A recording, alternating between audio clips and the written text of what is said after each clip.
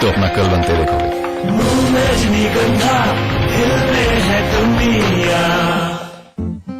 खोल दो इन खिड़कियों को, इन दरवाजों को, किसी को गुदगुदाओ, किसी को गुड़ उठाओ, गले मिलो, आंख मिलाओ, ताया ताई, मौसा मौसी, सबसे प्यार करो, रहो हमेशा पास पास। आज ये क्या? Julie, my love, you're the love of my life. Julie! उंगली खुजली ने प्लान बनाया क्विकली और 5 दबाया quietly. One sec. Hello, hello.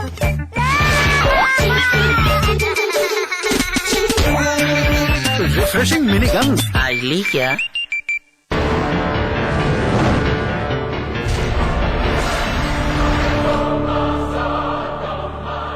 Welcome back. Break के बाद आप सभी का फिर बहुत बहुत स्वागत है। आज हम बात कर रहे हैं कांग्रेस के वरिष्ठ नेता राशिद अल्वी साहब के साथ। राशिद साहब, अब थोड़ा नरेंद्र मोदी पर बात हो जाए, मुझे लगता है इस बार 15 अगस्त को एक नई तस्वीर दिखाई दी, एक नई रवायत शुरू हुई।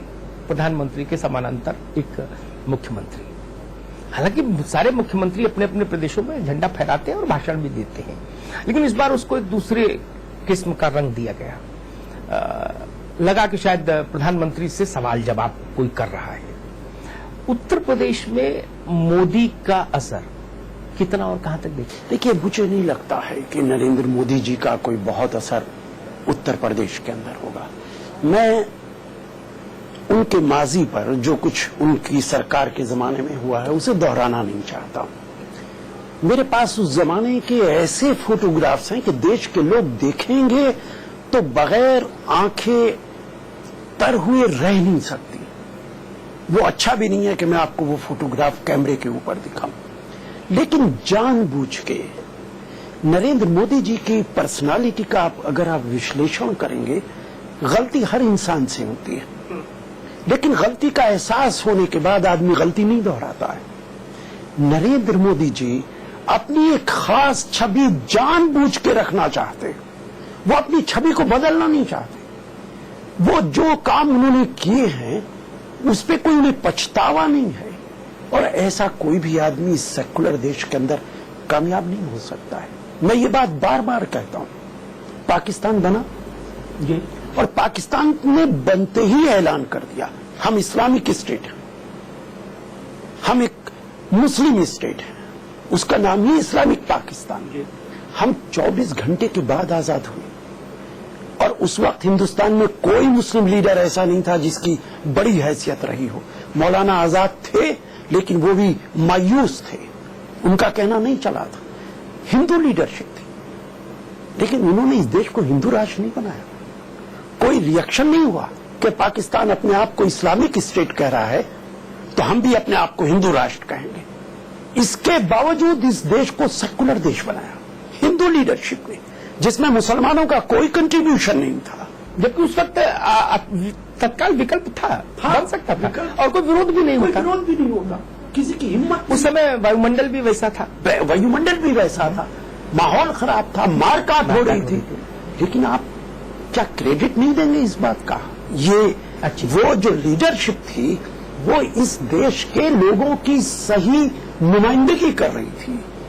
ऐसा नहीं है कि वो लीडर ही ये सोचते थे। आवाम के जज्बात के खिलाफ आप कोई फैसला नहीं कर सकते, चल नहीं सकता। देश के लोगों के जज्बात थे कि ये देश सेकुलर रहेगा। कितनी बड़ी बात है, एक तरफ पाकिस्तान बन रहा है, दूसरी तरफ से लाल किले से ऐलान हो रहा है कि इस देश में हिंदू मुसलमान बराबर की हैसियत रखते, बराबर का हक रखते, उनमें कोई डिस्क्रिमिनेशन नहीं हो सकता। ऐसे देश के अंदर नरेंद्र मोदी कैसे कामयाब होंगे, मुझे शुबा है, कोई सवाल नहीं उठता। लेकिन गुजरात में 3 दफे पॉपुलर मैंडेट से जीत के आए हैं, उसी वोट से, जिस वोट से दिल्ली में शीला जी जीतती हैं, या पश्चिम बंगाल में ममता जीतती हैं, या बिहार में नीतीश जीतते हैं। देखिए, बिल्कुल ठीक बात है। एक स्टेट की लीडरशिप उनके पास है। तमिलनाडु के अंदर एक बार जयललिता जीत जाती है, एक बार डीएमके जीत जाता है। जयललिता तमिलनाडु की लीडर है, लेकिन वो यूपी की तो नहीं हो सकती, बिहार की तो नहीं हो सकती। नीतीश कुमार बिहार के नेता हैं, तमिलनाडु के नहीं हो सकते। गुजरात का कोई लीडर ऐसा बताइए आप मुझे कि वहां का मुख्यमंत्री हो और वो बहुत बड़ा देश का नेता बना हो। सरदार पटेल की बात नहीं कर रहा मैं, गांधी जी की बात नहीं कर रहा, वो नहीं रहे वहां के। नहीं, वो लोग तो फिर प्रदेश की सीमा से आगे थे। तो नरेंद्र मोदी जी, और अगर मैं ये मान भी लूं कि 3 बार वो मुख्यमंत्री रहे, शीला दीक्षित 3 बार रही हैं, हिमाचल प्रदेश का कांग्रेस का मुख्यमंत्री 4 बार बन चुके हैं, 5 बार शायद बन चुके हैं। तो इसमें मीडिया का भी हाथ है। मैं आपसे माफी के साथ कहूंगा, नरेंद्र मोदी जी से शायद मीडिया को कुछ ज्यादा मोहब्बत है, उनकी पब्लिसिटी देना। अब कल उनकी जो तकरीर थी, सारे मुख्यमंत्रियों ने तकरीर की, लेकिन नरेंद्र मोदी को एक अहम हैसियत दी गई, स्पेशल हैसियत दी गई, उनकी बातों को देश के लोगों तक पहुंचाया गया। लेकिन मैं एक बात आपसे पूछता हूं, आप बड़े वरिष्ठ पत्रकार हैं, किसी एक चैनल ने ये नहीं कहा कि नरेंद्र मोदी जी, आप कह रहे हैं कि एनडीए की सरकार में इस देश का विश्वास पैदा हो गया था, अटल जी ने इस देश के लोगों को खड़ा कर दिया था, इस देश के लोगों ने सोचना शुरू कर दिया था कि भारत देश एक अलहदा देश है, फिर 2004 में आपको क्यों हरा दिया? आपको धक्के मार के सत्ता से बाहर क्यों खड़ा कर दिया? वो कौन सा विश्वास था? इसका मतलब है जो सोच आपकी है, नरेंद्र मोदी जी की है, वो देश की सोच नहीं है। दोनों की सोचें अलहदा हैं। जिसको आप विश्वास मानते हैं वो विश्वास है ही नहीं। विश्वास होता तो 2004 में आपकी दोबारा सरकार बन जाती। अच्छा राशिद भाई, ऐसा लगता है आपको कि नरेंद्र मोदी को चर्चा में बनाए रखने का जो काम है वो उनके विरोधी ज्यादा ईमानदारी और शिद्दत से कर रहे हैं? ऐसा भी नहीं है। देखिए, अगर आप मुझसे नरेंद्र मोदी पे सवाल करेंगे तो मुझे तो जवाब देना ही पड़ेगा, और मैं अगर जवाब नहीं दूंगा, सवाल जवाब पे ट्विटर पर भी आजकल राजनीति हो रही है। वो ठीक बात है, ट्विटर पे इतनी ज्यादा नहीं है। देखिए, मीडिया के लोग आते हैं, अगर उनसे मना भी किया जाए तो अब उनसे तो भाईचारे का रिश्ता है। आप कोई जिद करके कहेंगे मैं कैसे मना कर दूंगा? हमेशा ये होता है कि उनकी ऐसी बातों पर जिन पर हम टिप्पणी भी नहीं करना चाहते, हमारे मित्र लोग जो मीडिया के अंदर हैं वो जिद करके हमसे टिप्पणी कराने पर मजबूर करते। ऐसा बहुत बार होता है, और इसमें बहुत माफी के साथ कहूंगा, शायद आपका टीआरपी का मामला आता होगा। लेकिन मैंने एक उदाहरण ट्विटर का दिया जहां कोई दबाव नहीं होता है, वहां केवल सुरक्षा होती है। ट्विटर इतना ज्यादा अभी नहीं पॉपुलर हुआ है, बहुत कम तो इतनी बड़ी बड़ी बातें हो जाती है कि 2-2 दिन उन पर खबरें चलती हैं। लेकिन वो भी तो मीडिया ही करता है, वरना ट्विटर को तो आम आदमी जानता ही नहीं है।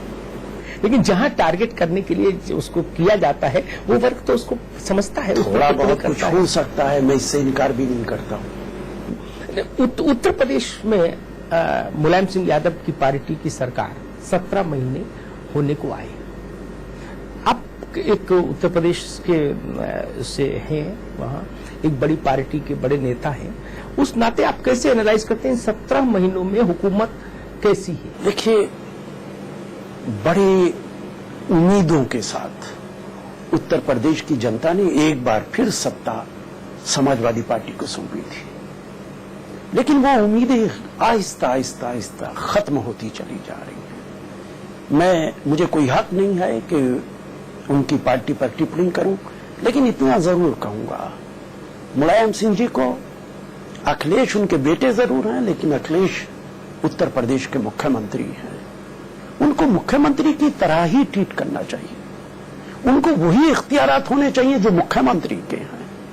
उनके भविष्य के लिए ये मुनासिब नहीं है कि 4 आदमी उनके चारों तरफ खड़े हैं और वो बेचारा जो चाहता है वो कर नहीं सकता है, और उसी का नतीजा है कि उत्तर प्रदेश के अंदर जो होना चाहिए वो हो नहीं रहा है। समाजवादी पार्टी का गिराफ बहुत तेजी के साथ नीचे गया है, लोगों की उम्मीदों पर पूरे नहीं उतरे हैं। समय है, उन्हें समय का फायदा उठाना चाहिए, अपने हालात को ठीक करना चाहिए, लेकिन मुझे नहीं मालूम वो कर पाएंगे कि नहीं कर पाएंगे। लेकिन आपको लगता है कि जब आदमी समाजवादी पार्टी के शासन से उठता है, त्रस्त होता है, तो उसकी निगाह जाती है बहुजन समाज पार्टी की ओर। जब मायावती जी के राजकाज से उठता है तो फिर उसको साइकिल याद आती है। लेकिन आंखों में रहते यही 2 लोग हैं। देखिए, उसकी वजह है दोनों पार्टीज ये मैसेज देने में कामयाब हैं कि अगर आप इसे हटाएंगे तो हम ही सरकार बना सकते हैं। कहीं इसके अंदर मुझे कहने में कोई तकल्लुफ नहीं है। समाजवादी की सरकार होती है तो लोग सोचते हैं कि इसका अगर कोई बदल हो सकता है तो बीएसपी हो सकती है, ना कांग्रेस है ना बीजेपी है।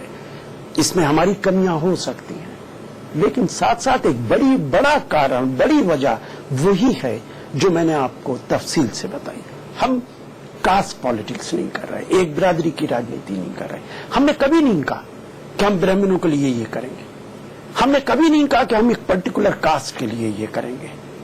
हम जब भी बात करते हैं जनता की बात करते हैं, हम जब भी बात करते हैं उत्तर प्रदेश के तमाम आवाम की बात करते हैं, उसका कहीं ना कहीं हमें नुकसान होता है, लेकिन हम वो नुकसान बर्दाश्त करने के लिए तैयार हैं। चूंकि हमारा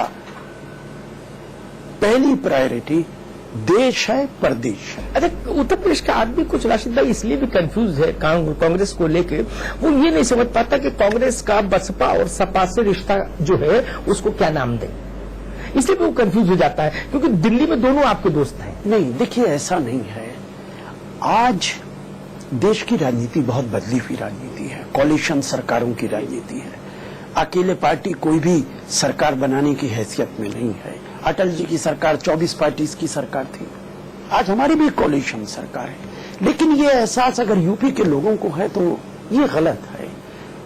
समाजवादी पार्टी और बीएसपी हमें दिल्ली के अंदर सपोर्ट कर रही है, हिंदुस्तान की सरकार के लिए सपोर्ट कर रही है, वो सरकार में शामिल भी नहीं है।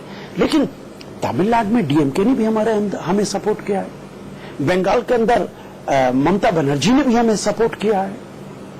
तो बहुत सारे राजनीतिक दल हैं जो दिल्ली में सपोर्ट करते हैं, लेकिन स्टेट के अंदर हमारी और उनकी लड़ाई अलहदा होती है। कंफ्यूजन वहां नहीं है अगर डीएमके आपको सपोर्ट कर रहा है, कंफ्यूजन तब तमिलनाडु में भी हो जाएगा अगर जयललिता और एम करुणानिधि दोनों आपको सपोर्ट करने लगेंगे दिल्ली में। यूपी में कंफ्यूजन इसलिए हो गया कि दोनों विपरीत ध्रुव आपके साथ एक हो गए दिल्ली में आके। देखिए, सिर्फ थोड़ा सा फर्क है, एक साथ दोनों हमें सपोर्ट कर रहे हैं। हाँ, लेकिन ममता और सीपीएम दोनों आपको अगर सपोर्ट करने लगे लेकिन पश्चिम बंगाल की जनता तो कंफ्यूज हो जाएगी। लेकिन ममता जी ने भी हमें सपोर्ट किया और लेफ्ट ने भी सपोर्ट किया है। ये अलहदा बात है कि एक साथ किया है। हाँ, कहीं ना कहीं इसका हमें नुकसान भी होता है। कांग्रेस का रिश्ता नहीं समझ में आ रहा।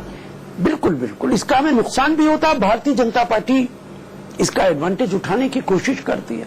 हर मामले में वो कह देती है कि ये तो मिले हुए हैं, मिलकर राजनीति कर रहे हैं, क्योंकि दिल्ली और लखनऊ में इतनी दूरी नहीं है और इसमें हमारी लिमिटेशंस भी होती हैं। अगर समाजवादी हमारी दिल्ली में सरकार को सपोर्ट करती है, उसकी वजह से सरकार चलती है, तो हमें भी हेसिटेशन होता है कि उत्तर प्रदेश के अंदर जाके उनकी कमियों को ज्यादा जोर से गिनाएं। कहीं ना कहीं हम भी खामोश करनी पड़ती है। हाँ, कुछ तो लिहाज बिल्कुल आपकी बात दुरुस्त है, इससे मैं इनकार नहीं करता हूं। राशिद साहब, हमसे बात करने के लिए बहुत बहुत शुक्रिया।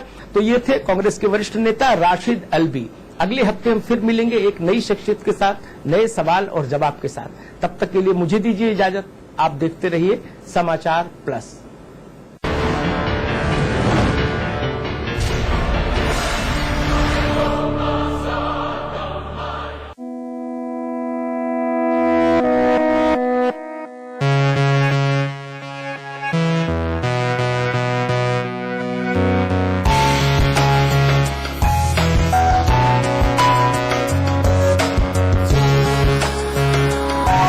Supernova by Supertech.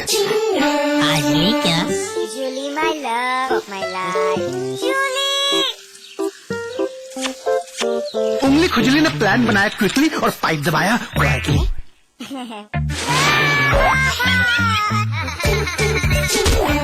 Refreshing mini गम। आज ली क्या? खोल दो इन खिड़कियों को, इन दरवाजों को, हाथों को फिर से हाथों में डालो। किसी को गुदगुदाओ, किसी को गोद उठाओ। दोस्ती करो, मोहब्बत करो। पास पास आओ, पास पास आओ, पास पास आओ। गले मिलो, आंख मिलाओ, किसी को अपना बनाओ। ताया ताई, मौसा मौसी, सबसे प्यार करो। पास पास आओ, रहो हमेशा पास पास। मेगा मॉल बनेगा, the biggest India ever seen. यहाँ स्टेडियम बनना चाहिए। चैरिटी के बारे में सोच रहे हैं। कभी तो ऐसा ख्वाब देखिए जिसमें हजारों ख्वाब शामिल हो। GR Enterprises की इंटरनेशनल स्टेडियम